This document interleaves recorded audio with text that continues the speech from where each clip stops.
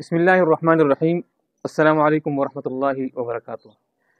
حضرت امیر معاویہ رضی اللہ تعالی عنہ اور حضرت علی رضی اللہ تعالی عنہ مابین کې کوم اختلافات دغه سلسله کې دویم قسط دی.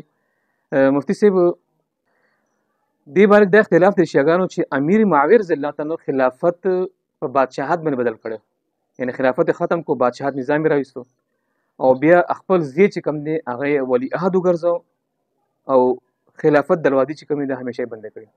تاریخ څه حقایق لري، څه حقیقت دی، مونږ په دې خبرې په صحیح طریقې سره وضاحت سره پوه کړئ چې آیا تاریخ د دې باره کې څه وایي، واقعي امیر معاویه رضی الله تعالی عنہ دا حرکت کړی او کنه دا محض افترا ده، دروغ دي، په دې باندې لږ ته روشنی واچوئ. بسم الله الرحمن الرحیم. خلافت د حضرت امیر معاویه رضی الله عنه دا شرعي خلافت د ټولو نه مخکې ګوره ځان په دې باندې پوه کول پکار دي چې امیر معاویه رضی الله تعالی عنہ دا خو د نبی علیه الصلاۃ والسلام صحابي دی او صحابه کرام تمام عادلان او دیندارو او صحابه کرام خود از ځمکې د پاسه انبیاء نه بعد هغه هستای تیری شوي دي چې د الله کتاب کې الله د هغوی پاکوالی او د هغوی ایمان هغه بالکل واضحه کړی دی. سورت توبه کې الله فرمایي والسابقون الاولون من المهاجرین والانصار والذین اتبعوهم باحسان رضی الله عنهم ورضوا عنه او حدیث مبارکہ کے راضی نبی علیہ الصلوۃ والسلام فرمائی لا تسبوا اصحابی، زما صحابہ مبارک گورے خبردار سے انوائی فوالذی نفسی بیدی قسم می دی فاغذات چې د چا په قبضه کې زما ساده لو ان احدکم انفقا کچری یو کس د تاسو نه خرج کی مثل احد سورا اے په برابر د احد د غر باندې ذهبا سره زر، د احد د غر برابر سره زر تاسو خرج کړل نو ما بلغ مد احدهم ولا نصیبو، تاسو د صحابه کرامو د هغې برابر هم نشئ کېدی، صحابه کرامو چې لپه کې کم اوړه ورکړي نو تاسو د هغې برابر هم نشئ کېدی. نو اول خدا چې صحابه کرام هغه تمام عادلان دي او تمام دیندار دي او قرآن کریم د هغه حضراتو صفائی بیانوي نو د هغوی باره کې څه ویلو داسې نازیبا چې قرآن او احادیث دا غي دیانتداری ذکر کړی دا او دا غي فضیلت قطعی طور سره د قرآن نه ثابت دی. صحابو باندې تنقیس یا صحابو باندې تنقید کول دا خطرناک او حرام عمل دی. یو صحابی ته بد ویل، دویم د یو صحابی په نیت باندې شک کول یا د صحابی فیصله هغه دین کې فساد ګڼل دا بالکل ناجائز، حرام او دا کفر ته نږدې دي. او باقی امیر معاویه رضی اللہ تعالیٰ عنہ نو دا غي خلافت بالکل شرعی خلافت. نبی علیہ الصلوۃ والسلام خپل نسی حضرت حسن رضی اللہ تعالیٰ عنہ تا چونکہ حضرت حسن رضی اللہ تعالیٰ عنہ په خپل خوشاله باندې خلافت امیر معاویه رضی اللہ تعالیٰ عنہ تاواله کړو او هغه کال ته بیا عام الجماعات به او حدیث پاک کے راضی نبی علیہ السلام فرمایلی ہو ان هذا ابنی ایا ان ابنی هذا سید، زما دا بچے دا سردار دے ولعل اللہ یصلح به بین فئتین عظیمتین، زما د دې بچی په ذریعہ به الله دو غټو جماعتونو په میانس کې صلح کوي. بخاری کې دا روایت ته. نو امیر معاویه رضی اللہ تعالی عنہ خلافت شرعی بنیادونو باندې قائم هغه باچاحت نو. باقی حضرت امیر معاویه رضی اللہ تعالی عنہ هغه خوش نصیب صحابو کې شامل لے چې کم صحابه کرام الله حبیب د وحی د لیکلو د پاره خوښ کړو او بل دا امیر معاویه رضی اللہ تعالی عنہ خپل فرمایي ما به د نبی علیہ الصلوۃ والسلام وحی لیکله، مانا د قرآن امینو او د دین خادمو. حضرت معاویه رضی اللہ تعالی عنہ هغه صحابی دی چې داغه عظمت باندې دلیل صرف د نبی علیہ السلام دا الفاظ دي.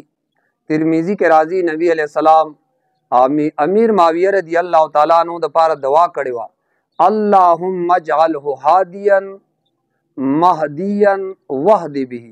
اے الله امیر معاویہ د ہدایت والا او الله د ہدایت یافته جوړ کې او د په ذریعہ باندې الله خلقو ته ہدایت وکړي.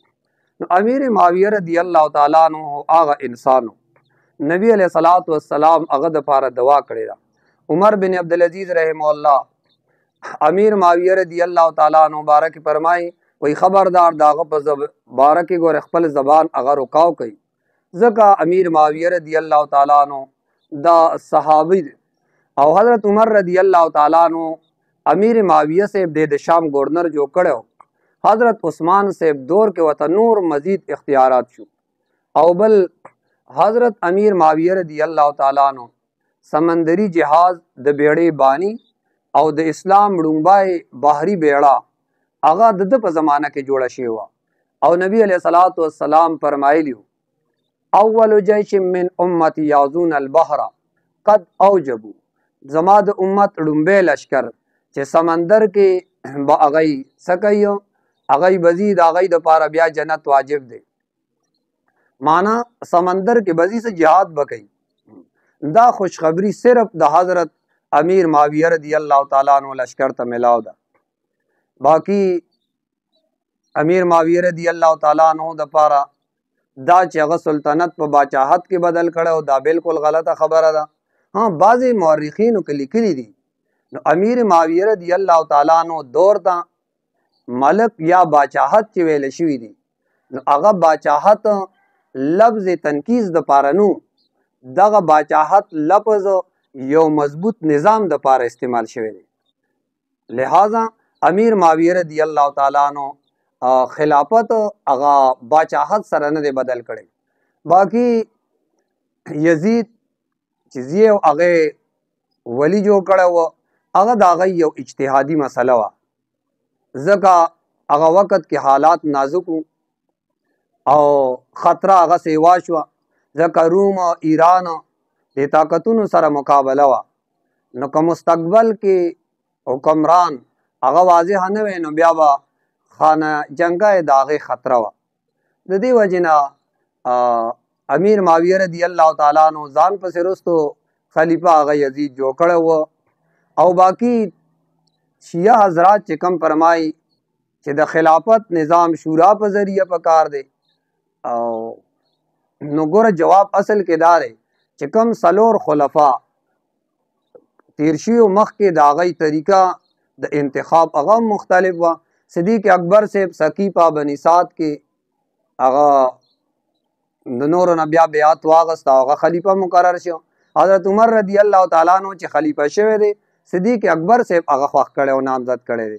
بیا حضرت عثمان رضی اللہ تعالیٰ عنہ چې خلیفه شو نو شپږ رکنی شورا وه د هغې په ذریعه د هغه انتخاب شو. حضرت علی رضی اللہ تعالیٰ عنہ انتخاب چې وشو هغه بیا عام مسلمانانو هغه سره بیعت وکړو. مطلب شریعت یو مخصوص طریقه هغه نه د لازم کړي د څه د خلافت دپاره، بلکې اصل مقصد عدل او د شریعت قیام دی او د انتخاب مختلف اجتهادي طریقې هغه جایز دي.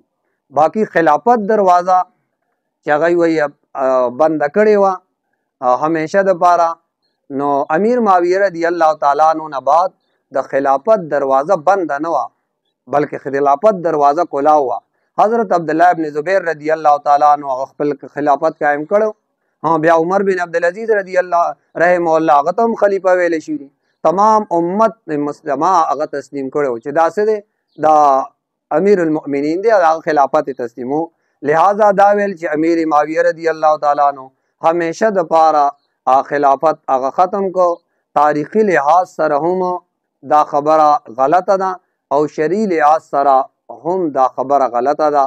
لہذا که خپل زیه یزید هغه ولی عهد مقرر کړی دی دا د هغه اجتهادي مسله ده. لہذا امیر معاویہ رضی اللہ تعالیٰ عنہ چې یزید ځان ولی عهد هغه مقرر کړی دا د هغه اجتهادي مسله وه. په هغې کې ورسره بعضې صحابه اختلاف و لیکن دا نه ګناه او نه دا بغاوت وي.